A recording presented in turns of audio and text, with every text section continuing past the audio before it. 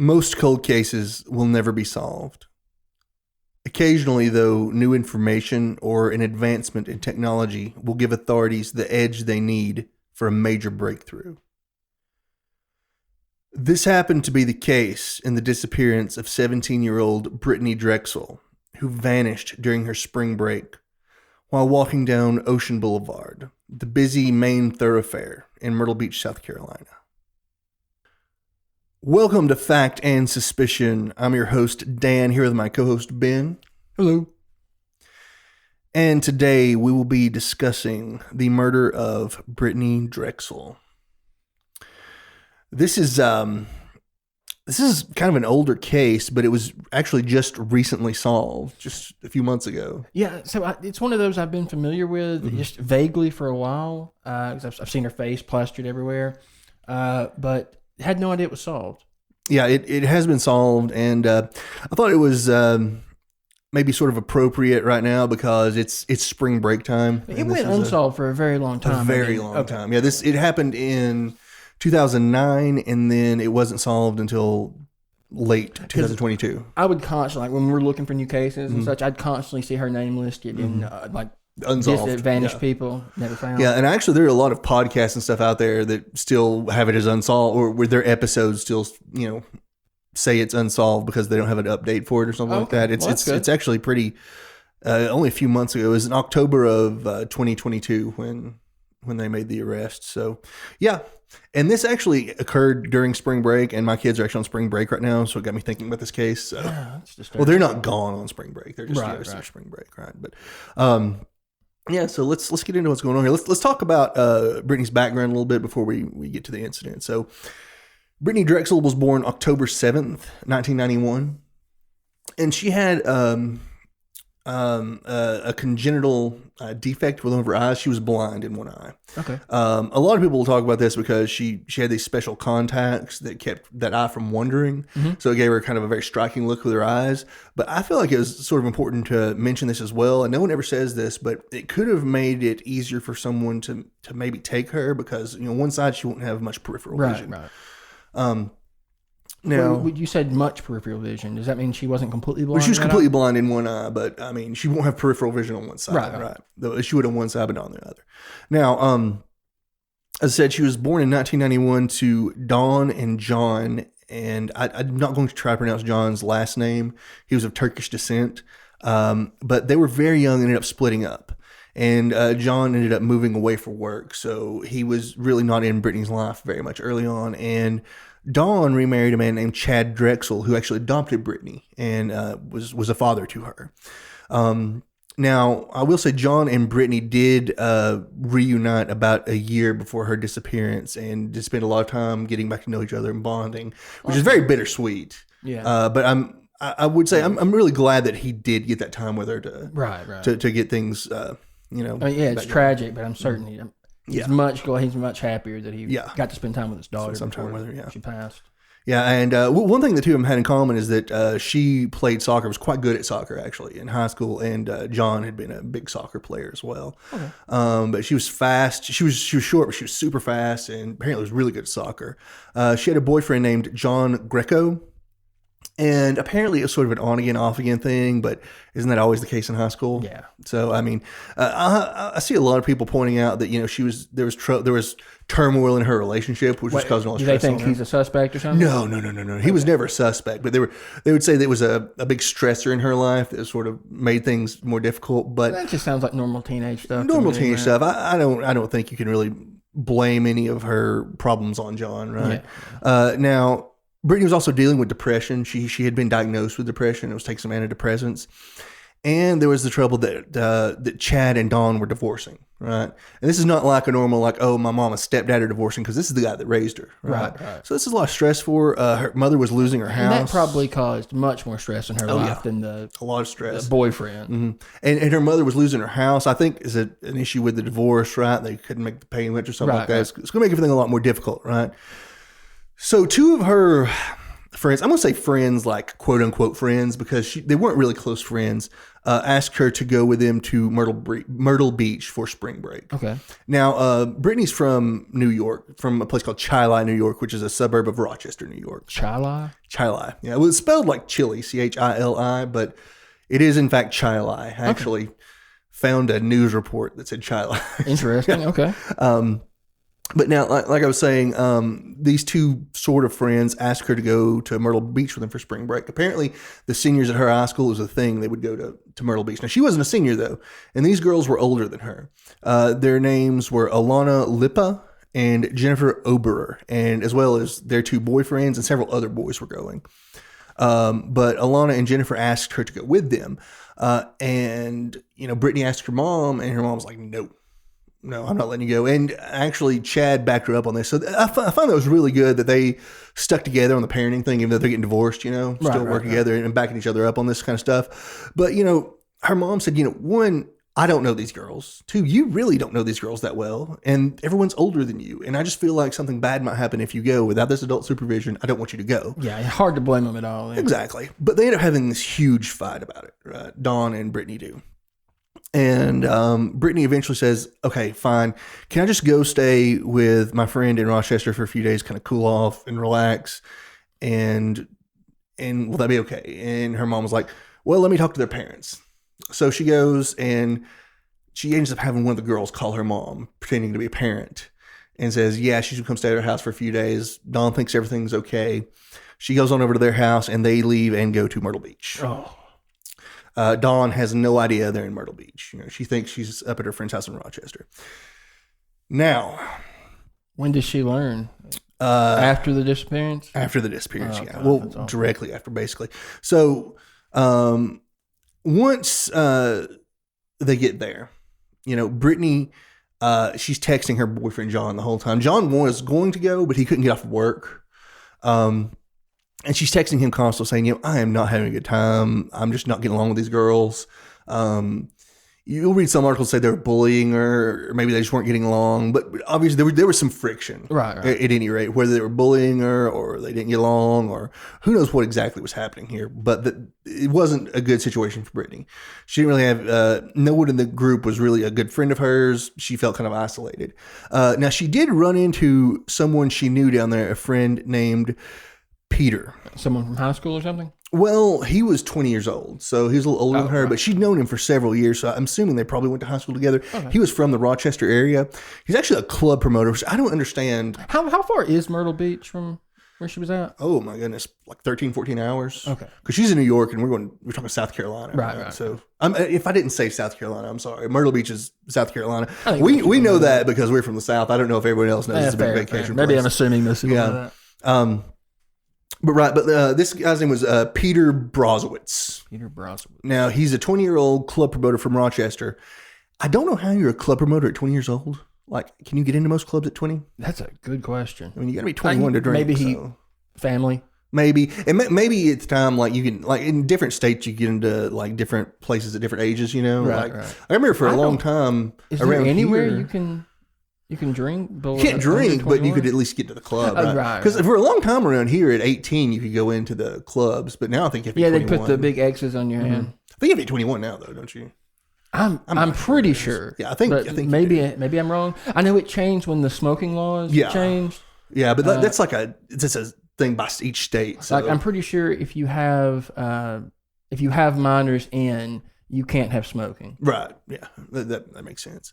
So at any rate, she runs into him there in Myrtle Beach, and she spends some time hanging out with him and his friends. He's there with several guys as well, all older than her too, but she seems like she may be more comfortable with him than she is with the group she's down there with. Right. So she hangs out with them a bit. I know one night they all go to a club called Club Kryptonite. That's their first night in Myrtle Beach. And she was seen there. Now, I don't know how in the world she got into a club at age 17. Unless maybe at Myrtle Beach you can get in at very bad security. I don't know. Maybe. But I mean, she was also a good-looking girl. Yeah, she's really cute. That helps. Yeah, like I think a lot of bouncers just let you in for that kind of thing. Especially, it's. I mean, I hate that places like that, but I have been. I mean, Yeah. often the girls just get waved right through. Right? Yeah, exactly. You don't need to show ID. Especially like a beach kind of club too. Right, you know, it's everyone there is probably most people there are probably underage, high schoolers, college students. You know, partying.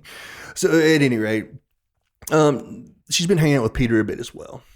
So as Brittanee is spending more time in Myrtle Beach, she keeps texting John, and she's less and less happy the more time that goes on. Right. Not getting along with her quote unquote friends that are down there.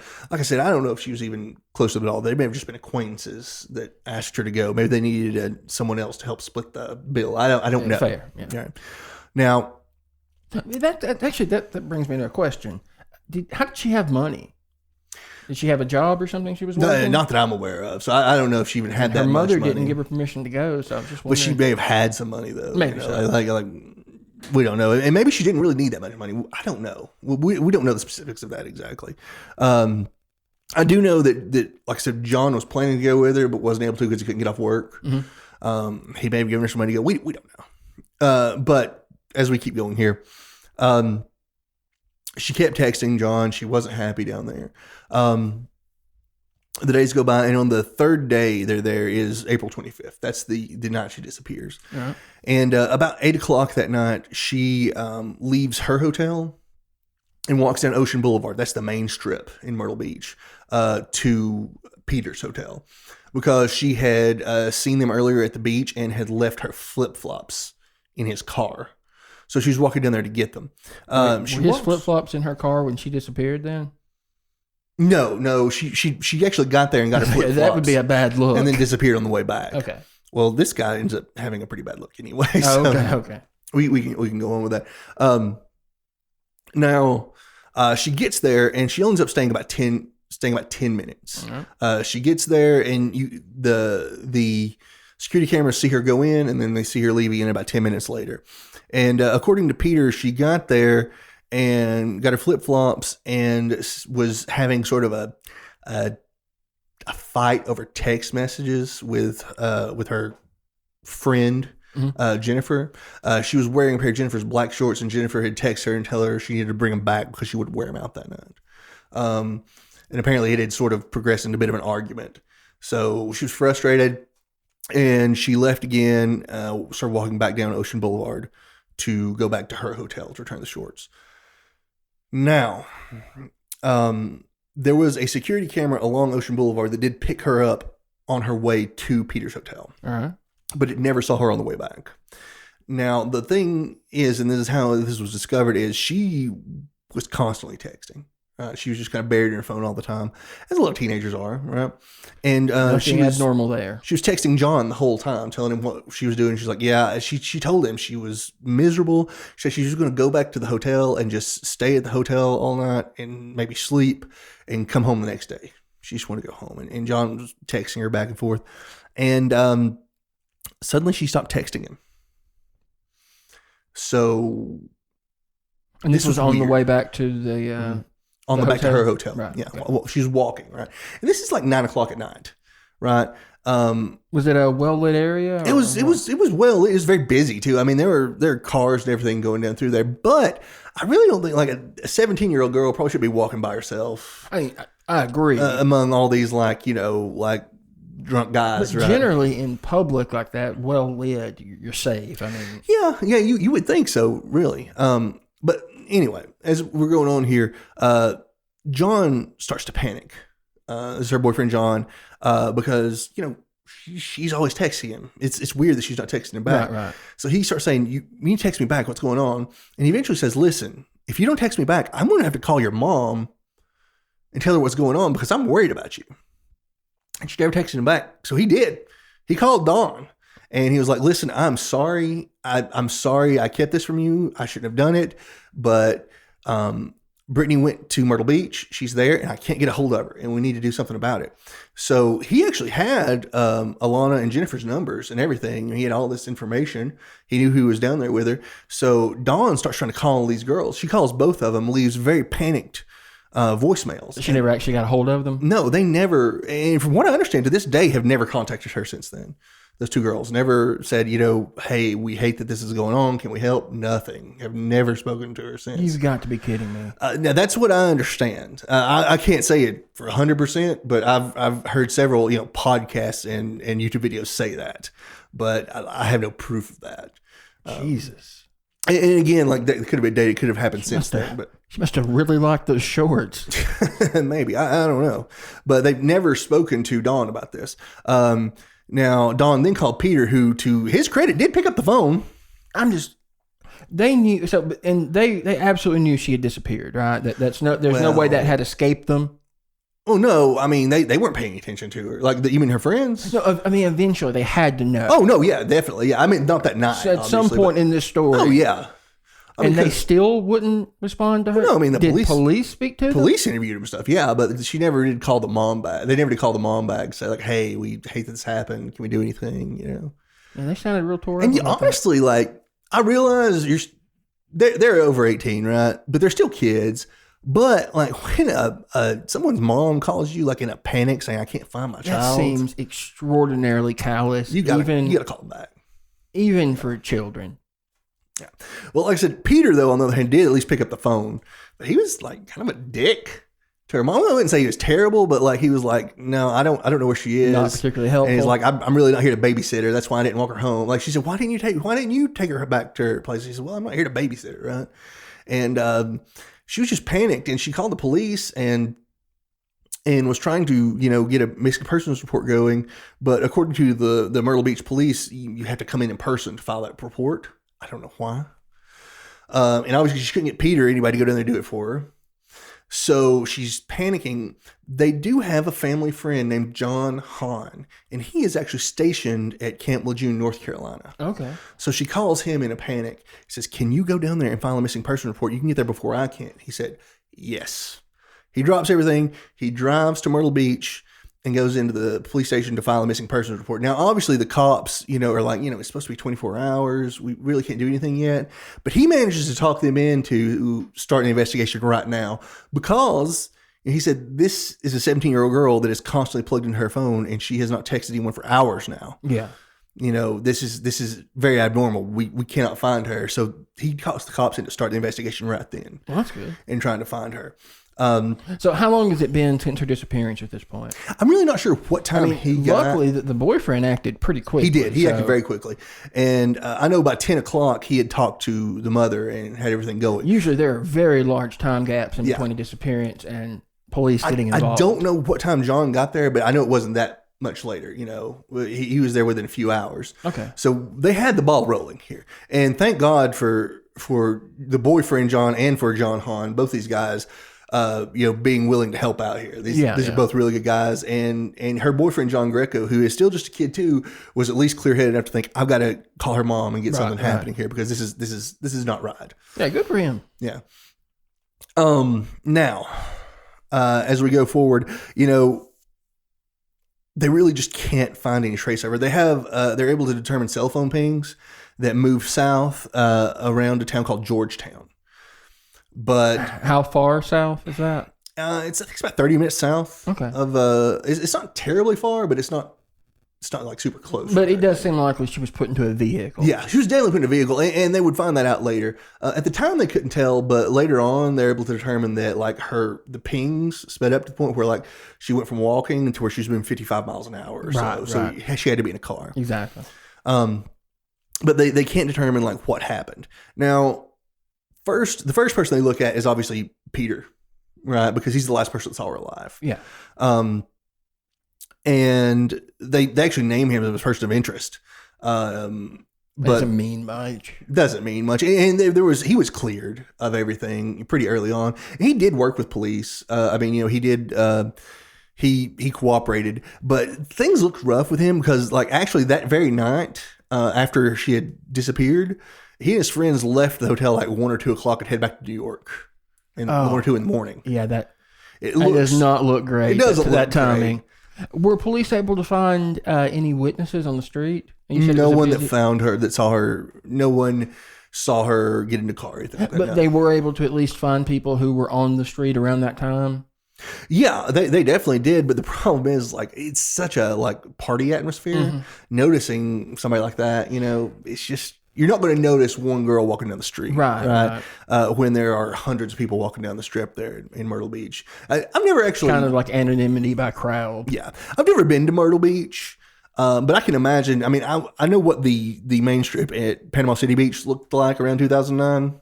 You know what I mean? I imagine it's about the same thing, right? Yeah, I'm guessing. It's busy. There's parties, everything else. And this is spring breaks. And hearing someone scream, you might think they were laughing. Yeah, or, exactly. Or if she did scream, right? Yeah, we don't know exactly what happened there. I guess it could have easily been someone she trusted. So yeah, that's something they looked into. A lot of times they were looking into, did she get into someone's car willingly? Was it someone she knew? And it does seem like if she'd have fought and made a real scene, someone would have seen it. You would think so, right? But if she got into someone's car willingly, and this is what's always stuck with me, and I rarely ever hear anyone point this out. If she got into someone's car willingly, why would she have stopped texting? That's a really good point. I didn't think about that. No one ever points that out. Yeah. But it's a good point, right? Seems like those she was two things forced. are not very consistent, are they?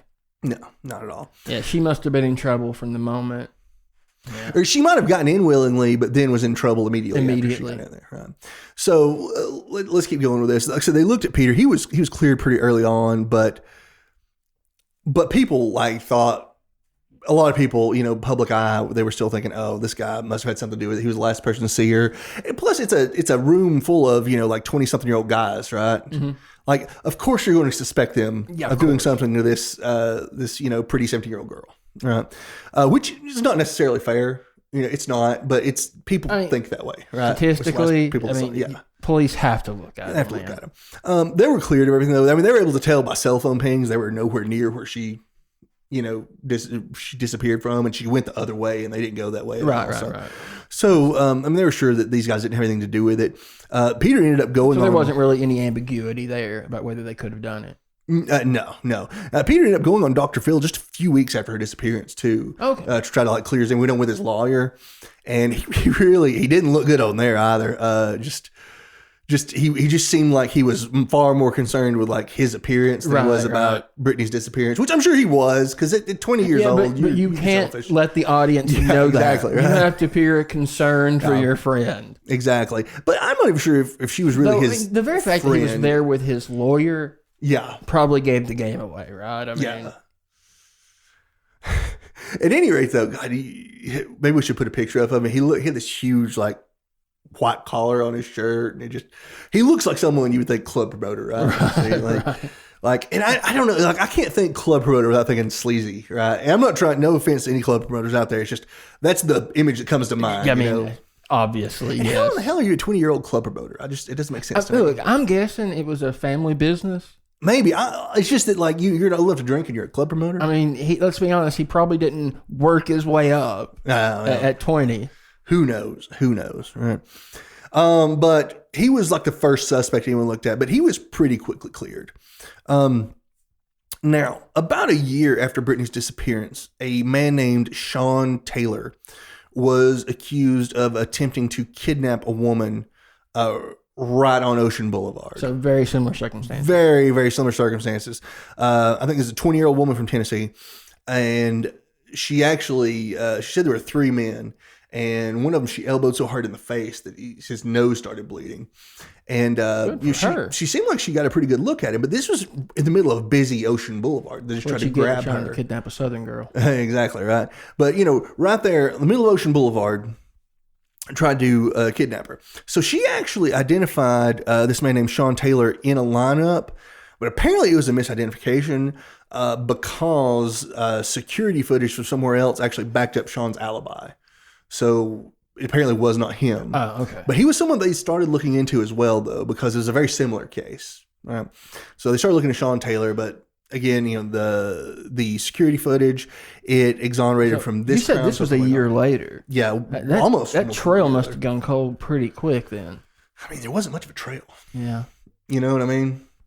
But then there was someone else there who started looking back as far back as 2011. It was a man named Raymond Moody. Okay. And at the time, he was being looked at in the disappearance of another girl. It was very similar. And Raymond was a convicted sex offender, convicted on multiple charges. One of them, he abducted a child from a playground in California and raped her. Oh, dear Lord. Yeah. So this was a bad How old was dude. this girl? I don't know her exact age. A lot of times you can't find that information about the victim because but it was a playground. Yeah, that does not. So it's not good. And he was actually multiple different charges of sex offenses. You know, like I think there's indecent exposure and lewd behavior around minors, stuff like that. He was sent to prison for that. And then, you know, he got out and moved to Myrtle Beach. Or he was from there, but he moved back there. Right now, they were looking into him, but they weren't able to connect him to Brittanee's disappearance or the other girl they were looking to him for. But there was a sort of similar disappearance, and because they suspected him of the other girl, they were looking at him for Brittanee. But they never were able to clear this guy. Weren't able to clear him, but they just couldn't connect. Right. All right. So in 2016, the FBI takes over the investigation, and things start moving a little more quickly. They name a new suspect. Wait, she was 17, right? Shouldn't the FBI have been involved from the beginning? Well, I'm not saying they weren't involved, but they sort of took it over at this point, right? So they like take lead. I'm pretty sure they have jurisdiction for any minor that goes missing. No, right? I'm pretty sure they do as well, but it doesn't mean they're going to take lead in the investigation. They could just, assist. I mean, we've seen a lot of cases where they're just assisting. Right. Well, they don't generally like to step on the toes of local law enforcement. So. And I think they decided to step in because this one was maybe going cold and they wanted to move forward. And they come up with a new suspect. And what we have here is a man named Quan Brown comes forward with information.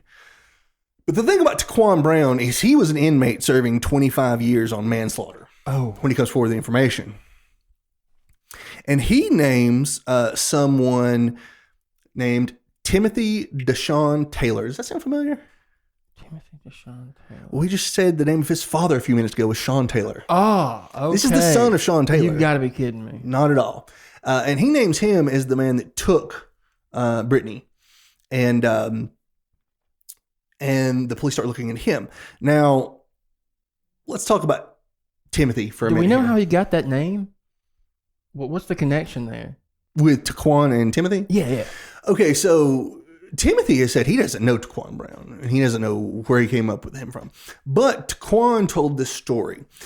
He said that shortly after Brittanee's disappearance, he was meeting with Deshaun's dad, Sean Taylor, at a stash house in Georgetown, or excuse me, in McClellanville, which is close to Georgetown. My stash house, is that where the drugs are kept? Yeah, drugs, other, illegal things going at the stash house. Contraband. He was meeting there to give him some money for something, probably drugs, who knows. And he says that, just while he's there, he happens to see in the stash house, Brittanee Drexel's there, and she's being sexually assaulted by multiple men. And while he's outside... And this is just going on while he's there? Yeah, he just happens to walk by it. Okay.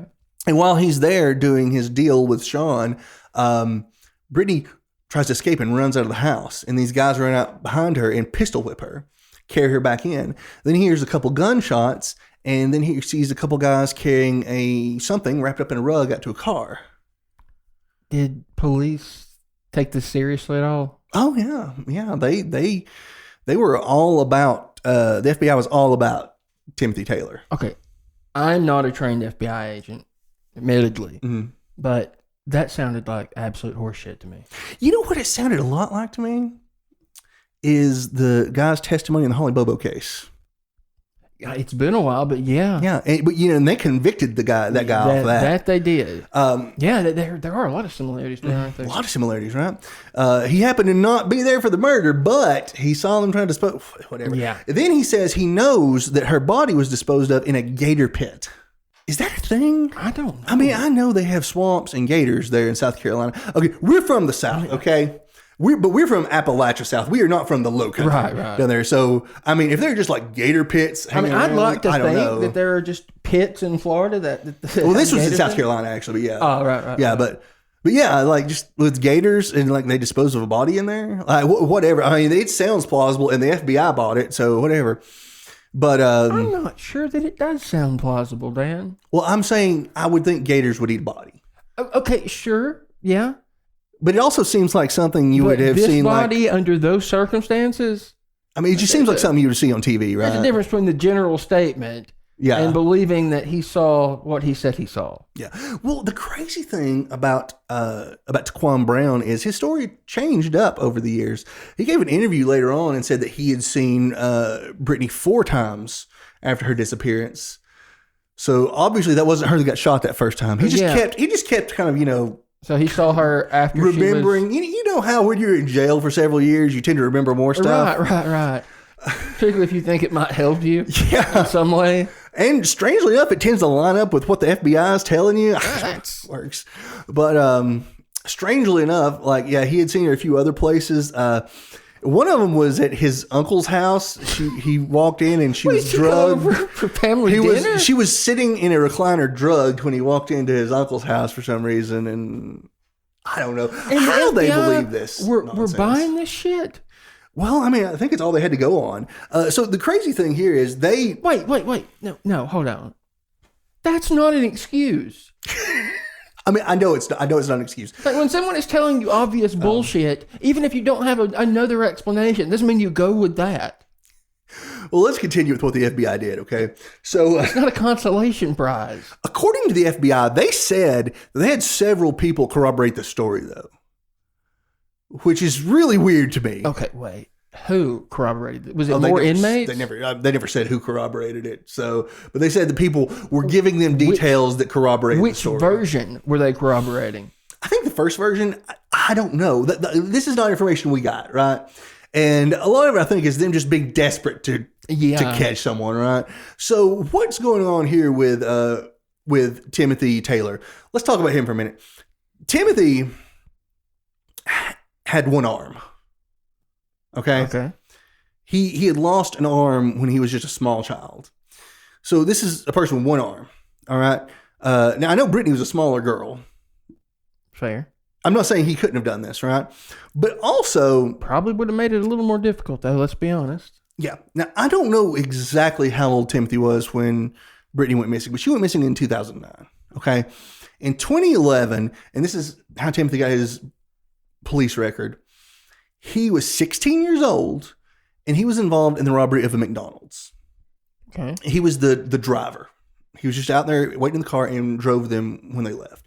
And he ended up being arrested for it. He was 16 in 2011 when that happened. Okay. So he was, 14, 15 years old? Yeah. When Brittanee went missing? 14, 15 years old and missing an arm. And he took her. Wait. But we know that she was in a vehicle. Yeah. Well, maybe he's still driving. I don't know. At 14 or 15? I don't know. But Quan Brown says that he knows that Timothy's the guy that took, even though he apparently did not see Timothy at the stash house, he knows that Timothy was the guy that took her. Okay, so Daniel, I get that you don't know, right? I get that. Mm-hmm. What I don't understand is how a trained FBI agent, more than one trained FBI agent, listened to this shit and thought it was even remotely plausible. I don't either. Maybe they just wanted to believe it. But we'll talk about it. Like now, the Taylor family really wanted this guy, didn't they? Yeah. Well, the Taylor family had a pretty sordid past, and there were other members of the family that had been involved and implicated in disappearances, murders, stuff like that. Okay. Just as we said before, Timothy's dad, Sean Taylor, was accused in that disappearance right after Brittanee's. But he was exonerated of that. So tell me this. How much time was being wasted, and I'm assuming this is all going to be wasted in the end, on this suspect? A lot of time. Let me tell you what they did. So as I said, Timothy was arrested back in 2011 for this McDonald's robbery. Okay. He was 16 years old, and he cooperated with police. Okay. He did everything he could. He gave them all the information he had. And because of that, they just sentenced him to some probation. They gave him a light sentence because, one, he didn't go in the McDonald's. Mm-hmm. He was just sitting on the car. Just the wheelman. And he cooperated with them. So they said, okay, we're just going to give you probation for this, and we'll let you off. The other guy's got a more harsh sentence. Okay? Now, when they start looking into him in 2016, the feds decide, well, he got off awfully easy for this crime. We're going to charge him with it too. Oh, lovely. Now, you would think this would It's not double jeopardy. One was state, one was federal. Exactly. Doesn't work that way. Dual sovereignty rule. Yep. So they can do that, right? Oh, yeah. Now, even though when Quan Brown said he was at that stash house, we have proof that Timothy was at school. We have proof he was there. Okay. Even though we have that. Do we know how we know that? Well, there were records of him being at school that day. Oh, well, fair. Right? Even though we know that. Okay. The feds arrest him for this crime he's already committed and served time for in 2011. Okay? And they charge him with it again on a federal level just to squeeze him for information. Now, this is a big problem for Mr. Taylor because he doesn't have any information because he wasn't involved. Spoiler alert, he wasn't involved. It's also a big problem for civil liberties in general. It really is, right? Like this is double jeopardy. Let's not pretend it's not. I mean, legally it's not, but yeah, of course it is. You shouldn't be able to do this to someone. No, you should not. You charge someone with a crime they've already committed. They're saying we can give them up to 10 years on conspiracy for this. Holy shit. And they're holding that over his head trying to get information. And he's cooperating. He's giving them every piece of information he has. He does a polygraph test. They say, well, he's being deceptive in the polygraph test. That's pseudoscience. Polygraphs are pseudoscience. Like, research shows that they're about as good as a coin flip at determining truthfulness. Can we please get rid of polygraphs? Yeah, Can we please get rid of polygraphs? It'd be nice. They have never helped anyone that actually took the test. No, it's ridiculous. But he no took, good he can took come from taking the polygraph. They say, oh, well, he's being deceptive. So, whatever. But hey, they don't even have to tell you the truth about your results. So he may not have been, I mean, we don't even know. No. And from interviews I've seen, like apparently they told him he passed, but then they tell everyone else he's being deceptive. Because you just tell them whatever, I mean, it's just a tool for law enforcement to intimidate you, really. Yeah, it really is. Well, at any rate, we're getting off on a tangent here, griping about how they handle this case. But at any rate, he has no information, so he can't really give them any information about it. And you know what? They end up finding him guilty on this, but he's been under house arrest for a while, so they just sentenced him to time served. So I mean, there's that. But he still had like 300 some odd days of house arrest. And they put another crime on his record. Yeah. This was terrible. This was such a miscarriage of justice for Mr. Taylor. Jesus Christ. Man. And you have got no idea how many like dated podcasts from like maybe, I don't know, like 2 years ago still act like this guy was guilty because this is the best lead they had, even though we know he's not because it's been solved. Dude, I don't need to know how this story ends to know that his testimony was garbage. And can I like bring something up here? I know he committed a crime. And he may have had some like unsavory family members that committed crimes too. But you are not your family. Yeah. And you can't be convicted on that. And I'm sorry, but because you made a really stupid mistake when you were 16 years old and tried to rob McDonald's, that should not ruin your entire life. He robbed a McDonald's. He didn't firebomb a building. No, and he was 16. You do stupid stuff when you're 16. Yeah. I mean, it's a bad decision, but it shouldn't ruin your entire life for something you do when you're a teenager. At any rate, I mean... Do we know why he came forward with this information? Was it... To Quan? Yeah. We really don't, because he claimed that he was not being offered a deal or anything, but God knows he was trying to get something. Yeah, right? He actually... I have a hard time believing it was out of the goodness of his heart. He actually ended up pressing charges against the DA and several other people because they released his name with his statement. Mm-hmm. And he said that his life was in jeopardy because of that. Because I guess he was a bit of a snitch or something. Right. He said there was a contract out in his life and a group of Bloods were trying to cash in on it. This guy sounds like a pathological liar, to be honest with you. No, he really does. But when do we get back to suspects that might actually bear some fruit? Let's get to it, but let's just go ahead and talk about how this case was solved now, because basically they killed I don't know how much time trying to prosecute poor Timothy Taylor. And this had to have been a couple of years or more. Oh, right? yeah. They spent tons of time on that. But it's not until 2022 they're actually able to crack the case. And as I said, it's because of advancements in technology. Okay. Right? Because of newer GPS technology, they're able to really nail down those phone pings. and they can determine when she stopped walking at about 5 miles per hour and started moving at about 55 miles per hour in the vehicle.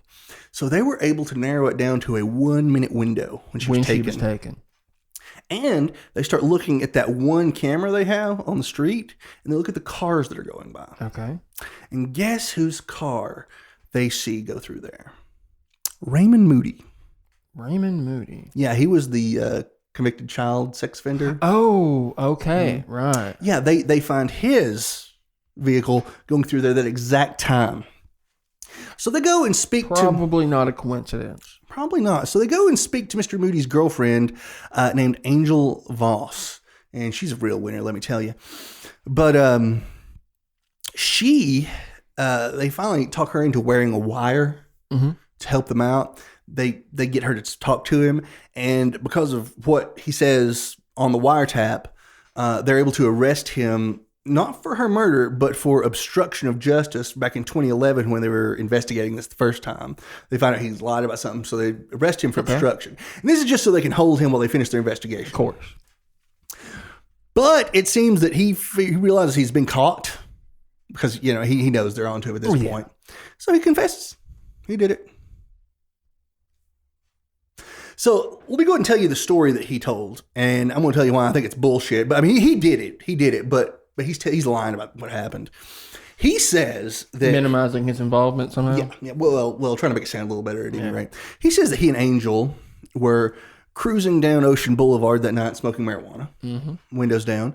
And he says he drives by Brittanee, and she looks up and said, "Hey, that smells like some good weed you've got there." Yeah, sounds like that sounds like a 17-year-old girl would say to a creepy kid diddler. Yeah, it sounds like something she'd say, right?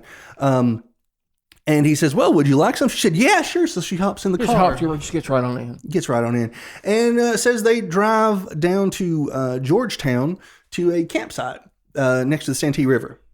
Oh, because of course she would definitely want them to leave the immediate vicinity. Yeah, and they're smoking marijuana there. And he says what happens is that his girlfriend Angel has to leave to take something to her son. And he's been thinking this whole time that Brittanee wants him. I mean, obviously. And so he makes his move and she shuts him down.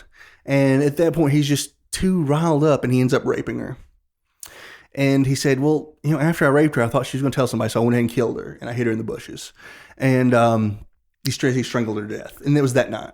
Okay, I have to wonder, what is he minimizing at this point? Well, I think it's just he's saying that she got in there willingly. For a minimization story, that's pretty shit. Well, yeah, he's saying she got in there willingly, but I don't believe for a minute she got in their car willingly. No, right? Hell so obviously he's lying about something. I think he may be trying to protect Angel as well. Maybe so. I don't know. But then he said when Angel got back, he just told her that Brittanee had called somebody, her friends came and picked her up. And there is no chance in hell that girl got in that vehicle. And then he came back the next day and moved the body. Now, I know he's not lying about killing her because he did lead police to her body. Okay. And they were able to identify it by dental records. But I don't believe for a minute she got in that car. I mean, she may have gotten in willingly, but not for some marijuana. Okay, let's talk about this. For one, what does this guy look like? Does he look like you would expect a child molester to look like? No, he looks very creepy. You're not going to convince me a cute 17-year-old girl would get in the vehicle with that man. No. For one, okay, her boyfriend John Greco has said multiple times that she wasn't really into drugs. And that was part of the reason she was very uncomfortable with the crowd she was down there with because they were kind of into drugs. So it doesn't seem like, smoking some marijuana will be her thing. If it was, Myrtle Beach, middle of spring break, a cute 17-year-old girl does not need to get into the car with a creepy older guy to get some marijuana. No, not even close. I'm just putting that out there, right? Like she would have much better options for getting marijuana. Like basically walking back into Club Kryptonite, super easy, right? At any rate, I don't believe that for a second. Then we have the fact that she just stopped texting her boyfriend. Obviously, she would have kept texting him on the ride. Yeah, of course. Right? No, I guess nothing's going on, right? She got in voluntarily. Yeah, so she would have kept texting him and saying, "Hey, I've found some new friends with someone." Yeah, exactly. No, that didn't happen, right?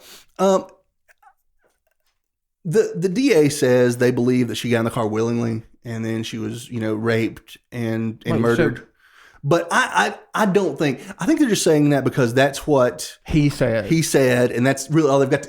After all these years, that's all they've got to go on, right? There is no way an investigator believes that she got in that car willingly. No. The only thing I can think of is if maybe maybe he had Angel talk to her and say, "Hey, you okay, hon? You need a ride?" And she thought, "I do need a ride, right?" That's one thing I can think of. Maybe. Though, was she convicted of anything? No, because she helped police, and apparently she wasn't there for the murder. She didn't think anything really happened. But I'm going to tell you what I think. I think that this woman helped him catch her. Yeah. I mean, that's what it seems to me. I think she was completely in on it. I mean, she admits to being with him that night, Yeah, right? yeah. And we're supposed to believe she just wandered off? Yeah.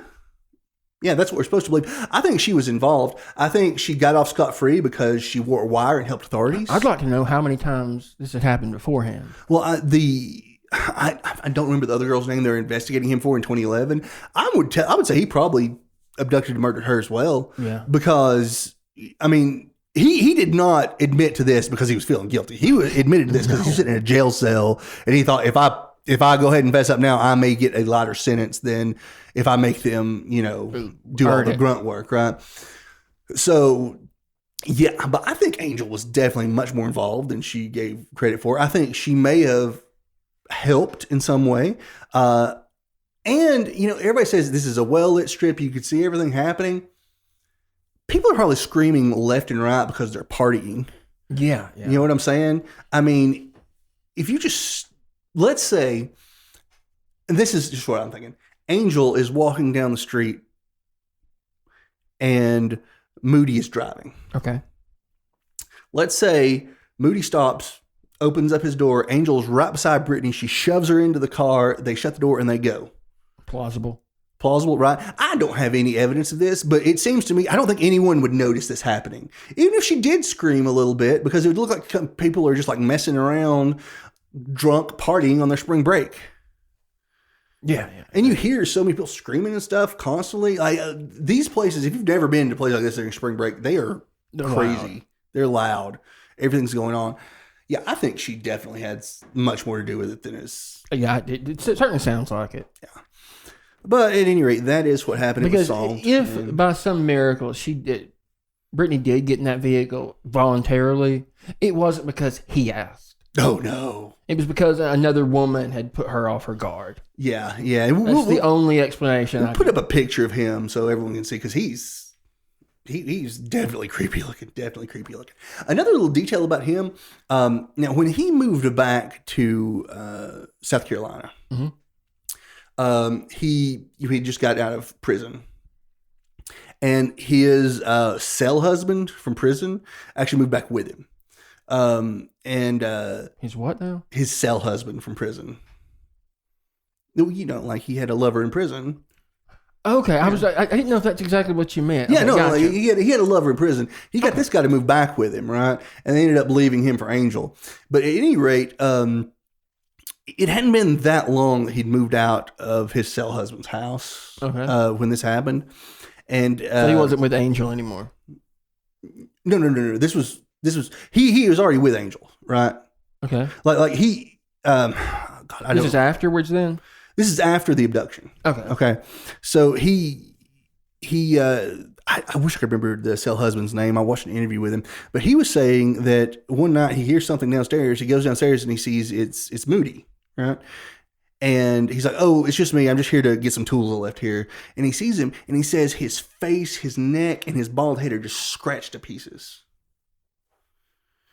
And he said, "What happened?" He said, "Oh, I had a wild weekend." He's like, "It must have been, Yeah. And he didn't think about it at the time because, why would he even think about what was going on, right? But he said, "Like, now I've put it together. That's what happened. This girl fought him tooth and nail." Good. Good, yeah. And I'm going to be honest with you. What happened to her is terrible. It is terrible. But thank God what Quan Brown said happened didn't happen. Oh God, yes. Well, because can we go back to this? I mean, now that we know what happened, we know this man was lying. Right. Can you? We knew that all along, right? But the shit he made up. Can you imagine her family having to hear that? Oh God. He put her family through all this, thinking she went through sex trafficking and no telling how many men raping her, being thrown to gators. Why? Why would you do that to her family? Just to hopefully get a lighter sentence, get some more money in your account? to buy ramen noodles with? Like, no conscience. They are the worst people on the planet. Honestly, like, I wish the Bloods would have caught up with him. Yeah. You know what I mean? I do nothing. They probably weren't even after. He's probably just trying to get some money out of the whole thing. But, you know, at any rate, we know what happened. We know this Moody guy, terrible. And you know what's messed up? Like, he had received, back in the 80s, I think it was a 40, maybe a 60-year sentence. He got out early for, you know, good behavior and whatnot. Mm-hmm. If he'd served that whole sentence, he would have still been in jail. Yeah. This wouldn't have happened. God. There's a what-if scenario for you. Yeah. So let's keep letting the child molesters and violent criminals out, and let's keep those people in jail that are doing drugs. We got to rehabilitate them, Dan. I'm all about rehabilitating, you know, people who are on drug crimes and, you know. But child molesters? No, I don't know that. I don't care to rehabilitate. Even if you can rehabilitate these people, how do you know? And how do you risk that in the future? You don't. Exactly. Ideally. You can't put these people back out there in society. No. You abduct someone from a playground, and you think you should ever go free again? Sorry, I get fired up about these things, but no, yeah, I gotta calm back down.